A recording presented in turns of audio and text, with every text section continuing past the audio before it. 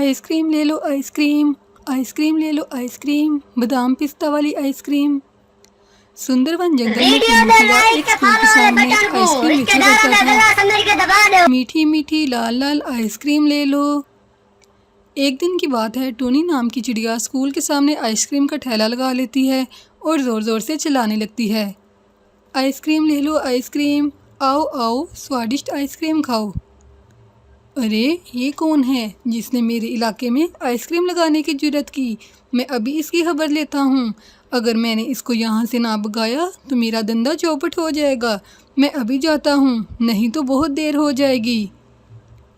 अरे ओ चिड़िया, तुम कौन हो और तुम्हारी इतनी हिम्मत? तुमने मेरे इलाके में आइसक्रीम का ठेला लगा लिया। चलो जल्दी हटाओ यहाँ से अपना ठेला। क्या हुआ भैया, आप इतना गुस्सा क्यों कर रहे हो? मैं भी तो आपकी तरह गरीब हूँ और यहाँ आइसक्रीम बेचने आई हूँ। भाई मुझ पर रहम करो, मुझे भी काम करने दो। अच्छा तू ऐसे नहीं मानेगी, तुझे तो सबक सिखाना ही पड़ेगा। टुन्नू चिड़ा सारी आइसक्रीम बिखेर देता है। अब चल भाग यहाँ से, आज के बाद तू यहाँ नजर आई तो तेरा भी यही हाल होगा। अरे भगवान, अब मैं क्या करूं? मैं अपनी बेटी को कैसे बचाऊं? मेरे पास तो कुछ भी नहीं बचा जिसे गिरवी रखकर मैं पैसे ला सकूं। इस तरह कुछ दिन गुजरते हैं। टुन्नू चिड़ा देखता है कि टुन्नी चिड़िया भीख मांग रही है। अरे ये तो वही चिड़िया है, अच्छा सबक सिखाया मैंने, अब भीख मांग रही है। भैया भगवान का नाम कुछ दे दो, मेरी बेटी ने 2 दिन से कुछ नहीं खाया। उसे भीख मांगते देखकर टुन्नू चिड़ा बहुत खुश होता है और उसके पास जाता है। अरे ओ चिड़िया, अगर उस दिन मेरी बात मानी होती तो आज ये दिन न देखना पड़ता। भैया मेरी भी तो सुनते जाओ। मेरा तुम्हारा धंधा चौपट करने का कोई इरादा नहीं था, लेकिन क्या करूं, मेरी बेटी बहुत बीमार है।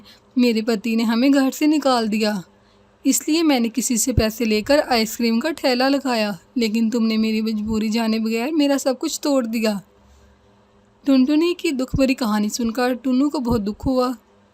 मुझे माफ़ कर दो चिड़िया, मैंने तुम्हारा जो नुकसान किया मैं पूरा करूँगा और तुम्हारी बच्ची का इलाज भी करवाऊँगा। और आज से तुम दोनों मेरे साथ रह लिया करो और हम दोनों स्कूल के बाहर आइसक्रीम का ठेला लगा लेंगे। तुम अब भीख मांगना छोड़ दो। अगले दिन से टुन्नू और टुनटुनी आइसक्रीम का ठेला लगाने लगे और खुशी खुशी रहने लगे। अरे ये पक्षी तो किसी दूसरे जंगल का लगता है और घायल भी लगता है, मुझे इसकी मदद करनी चाहिए। और फिर मानो चिड़िया उस पक्षी को पानी पिलाती है और उसे पट्टी करती है। अरे तुम कितनी सुंदर हो, मैं दूसरे जंगल से आया हूँ, क्या तुम मुझसे शादी करोगी? मानो चिड़िया शर्मा जाती है। मेरी शादी का मेरी मम्मा को पता हो। और फिर मानो चिड़िया वहाँ से चली जाती है। ये चिड़िया तो बहुत सुंदर है, ऐसी सुंदर चिड़िया मैंने पहले कभी नहीं देखी। मम्मा वो मुझे कह रहे थे तुम कितनी सुंदर हो। हाँ मेरी बेटी, तुम बहुत सुंदर हो। आंटी नदी पर मिली थी वो मुझे, मानो नाम था उसका। आप जैसे तैसे करके मेरी उसके साथ शादी करवा दें, फिर मैं अपनी आंटी को महंगी सी बनारसी साड़ी लेकर दूंगा। मुझे अब कोई लालच नहीं, मैं कल जाकर रानो चिड़िया से शादी की बात करूंगी। अगले दिन गोरी कव्वी रानो चिड़िया के घर जाती है। रानो बहन, वो चिड़ा बहुत अमीर है, अपना घर है और मेहनती है, साथ साथ मानो चिड़िया को पसंद भी करता है। मैं तो कहती हूँ कल सगाई रख लेते हैं और अगले हफ्ते में शादी। रात को मानो चिड़िया अपनी मम्मा से बातें कर रही होती है। मम्मा मैं आपके बगैर कैसे रहूँगी? मेरी बेटी, मैं भी तो अपना घर छोड़कर यहाँ आई थी। एक दिन सब बेटियाँ अपने घर चली जाती हैं। अगले दिन मानो चिड़िया की सगाई थी। रानो चिड़िया कहती है, मेरी बेटी तुम नदी पर जाकर तैयार हो जाओ और अच्छे से कपड़े पहन लो, आज तुम्हारी सगाई है। मानो चिड़िया चली जाती है। वो जा ही रही थी कि ज़ोरदार तूफान आ जाता है। मानो चिड़िया एक दरख्त से टकरा जाती है और घायल हो जाती है। तूफान तो थमने का नाम ही नहीं ले रहा और मेरी बेटी भी चली गई। मानो चिड़िया मेरी बेटी, क्या हो गया मेरी बेटी को? मैं बस वहाँ से गुजर ही रहा था तो मेरी नज़र पड़ी। हमें मानो चिड़िया को बुलबुल डॉक्टर के पास ले जाना चाहिए। दूसरी तरफ, आंटी, मैं अब इस लंगड़ी चिड़िया से शादी नहीं करूँगा, आप जाकर मना कर दें। मगर क्यों? वो चिड़िया तो इतनी सुंदर है और तुम भी तो पसंद करते हो इस चिड़िया को। नहीं नहीं आंटी, मैं अब इस लंगड़ी चिड़िया से शादी नहीं करूँगा।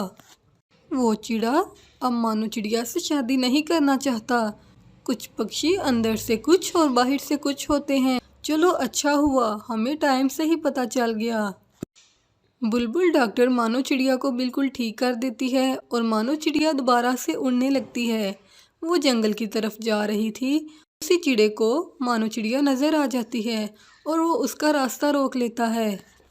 मानो, मुझे माफ़ कर दो, मैं बहुत शर्मिंदा हूँ। मैं दोबारा तुमसे शादी करना चाहता हूँ। तुमने क्या शर्मिंदा होना है? तुमने हमारे बारे में एक बार भी नहीं सोचा और हमें बेइज्जत कर दिया। तुम जैसे पक्षियों से मैं नफ़रत करती हूँ। और फिर मानो चिड़िया वहाँ से चली जाती है। कुछ दिन के बाद मानो चिड़िया की एक अच्छे चिड़े के साथ शादी हो जाती है और वो हंसी खुशी अपनी ज़िंदगी बिताने लगती है। एक हादसे में कौवे का पंख टूट जाता है और वो अपाहिज हो जाता है। मेरी तो किस्मत ही खराब थी जो मेरी तुमसे शादी हो गई। अगर कुछ पैसा जमा किया होता तो आज हमारे काम आता। अब कैसे चलेगा घर का खर्च? गोरी, जो मैं कमा कर लाता था तुम सारे का सारा लगा देती थी अपने मेकअप पर। मेरा काम कमाना था और तुम्हारा काम इकट्ठा करना। मैंने कौन सा अपना पंख जानबूझकर तोड़ा है जो तुम ऐसा कह रही हो? कालू जी, मुझे तो कोई काम नहीं आता। अब आप ही हैं जो इस टूटे पंख के साथ भी मुझे कमा के दे सकते हो। वो कैसे गोरी? मैं टूटे पंख के साथ कैसे काम करूँगा? कालू जी, एक उपाय है मेरे पास। मैं तुम्हें जंगल के बीच वाले रास्ते में बिठा दिया करूँगी और तुम भीख मांगना आते जाते पक्षियों से। क्या? भीख? अब मैं भीख मांगूंगा? क्या हो गया है गोरी तुम्हें? कालू जी, इसमें बुराई ही क्या है? घर चलाने के लिए कुछ ना कुछ तो करना ही पड़ेगा। फिर दूसरे रोज गोरी कौवी कालू कौवे को जंगल के बीच वाले रास्ते में बिठा देती है। वीडियो अब को मैं लाइक जाती फॉलो हूँ वाले और बटन अच्छे को से भीख मांगना रिश्तेदारों का गला और समझ ज्यादा के दबा पैसे दो। इकट्ठे करना, वरना मैं तुम्हें छोड़कर चली जाऊंगी। ना ना पत्नी जी, ऐसा मत करना। मैं तुम्हारी खुशी के लिए कुछ भी कर सकता हूँ। फिर कालू भीख मांगना शुरू कर देता है। भूखा हूँ, अपाहिज हूँ, कोई मेरी मदद करे। फिर रास्ते से गुजरने वाला हर पक्षी कालू को 2 रुपये या 5 रुपये दे जाता। शाम तक कालू के पास काफ़ी पैसे जमा हो जाते हैं। जैसे ही शाम होती है गोरी कौवी वहाँ आती है और सब पैसे उठा लेती है। कालू जी, घर जाकर तुमने क्या करना है? इधर इसी पेड़ के नीचे सो जाओ। कल फिर भी आना ही है ना, तो इधर ही सो जाओ।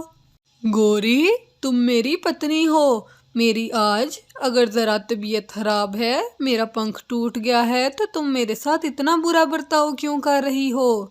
चुप करके सो जाओ वरना मैं तुम्हें छोड़ दूंगी। नहीं गोरी, मैं इधर ही सो जाता हूँ। दूसरे दिन जब कालू भीख मांग रहा था तो वहाँ एक चिड़िया आती है। अरे, क्या तुम कालू हो? हाँ, मेरा नाम कालू है। मैं रानो हूँ, तुम्हारी बचपन की दोस्त। क्या? तुम रानो हो? कैसी हो मेरी दोस्त? मैं तो ठीक हूँ, परंतु तुम ये भीख क्यों मांग रहे हो? फिर कालू कौवा उसे सारी बात बताता है। कालू, मैं कुछ दिनों से इसी जंगल में आ गई हूँ। तुम मेरे साथ मेरे घर चलो। मेरा घर बहुत ही सुंदर है। फिर टूनी चिड़िया कालू कौवे को अपने घर ले जाती है। कालू, कल से तुम भीख मांगने नहीं जाओगे। मैं फूल बेचती हूँ। मैं फूल लाया करूँगी और आप हार बनाना।